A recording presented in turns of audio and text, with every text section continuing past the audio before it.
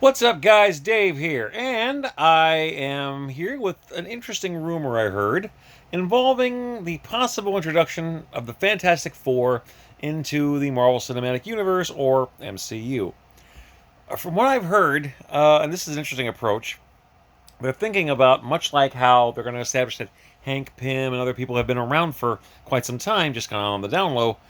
They're talking about actually introducing the Fantastic Four as adventurers who did in fact get their start in the 1960s. Now, what happened to them? Why haven't we heard anything about them? Well, rumor has it that the storyline is that shortly after they got their powers and started their adventuring, they actually were going into the negative zone and have been stuck there for decades.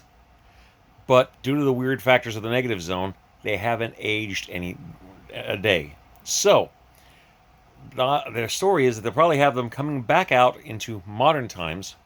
So not just one person, but four people will be out of time and going into modern day. Now, this could be quite interesting.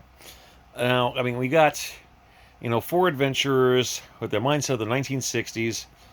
I know Johnny Storm's going to be ticked off when he missed out on, the hippie movement and stuff, but he's going to be really thrilled to see all the fast cars and everything out there now.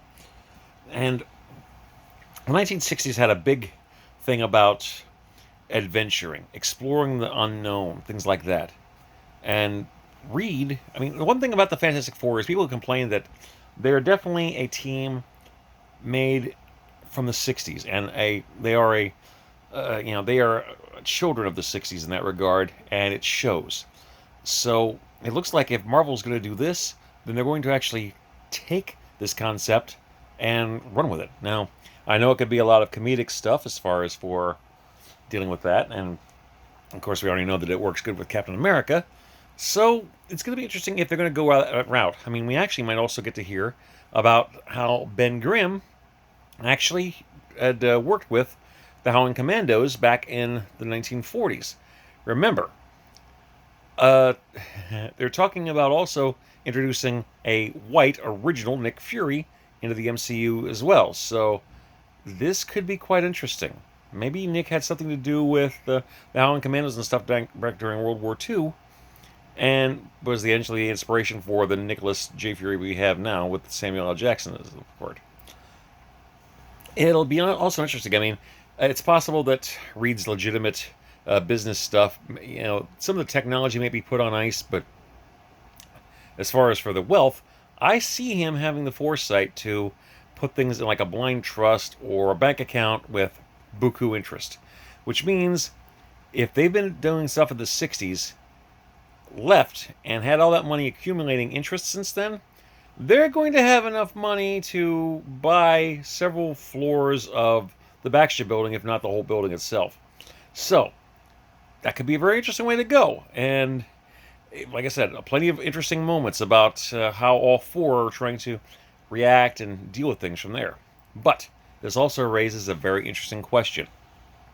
What has Victor Von Doom, aka Doctor Doom, been doing all this time? Remember, Doctor Doom is incredibly brilliant. He's a scientific genius. And, I mean, this guy's been developing technology that is decades, if not centuries, beyond anything else that current technology currently has. I mean, and if the story is that this guy's actually been around since the 60s as well, then he's probably found ways to slow down his lifespan from aging, if not halt it altogether. He could have also developed technology on armor that was was superior to Iron Man's decades ahead of Tony Stark first walking out of that cave.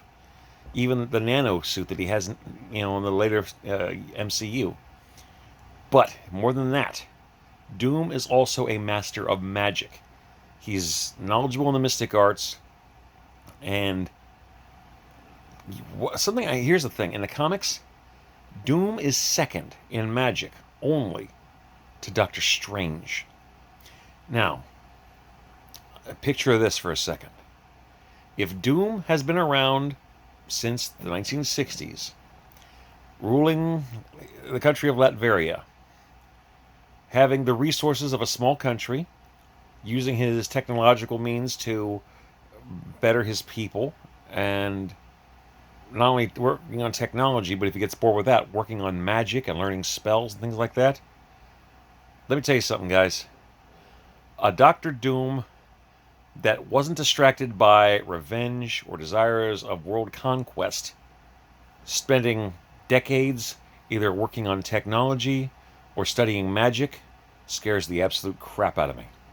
And if this story is correct, and they're going to retcon things into this where Doom's been around all along, then that means that the reason we haven't heard about him until now is he saw the arrival of Thor, the return of Captain America, he saw the Avengers, he saw the Chitauri evading, he saw Ultron, he saw all these things, including what happened with Thanos, and he didn't see the Avengers as a threat or even worth his interest. That scares me. Could the Fantastic Four returning out of the negative zone from the 60s to modern day be the thing that revives Doom's interest in the modern world?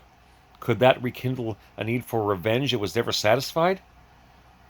It's quite possible, and I tell you what, if that's the way they're going to go, it's going to sound pretty darn interesting. But what do you guys think? Please like, comment, subscribe, share, pass this bad boy around, and let's talk about this. If that's the way they're actually going to go, it's pretty darn interesting, and I know I'm going to want to see a series like that. But do you think it's going to be a little too much trying to repeat what they did with Captain America in the MCU? Please, let me know what you guys think. Peace.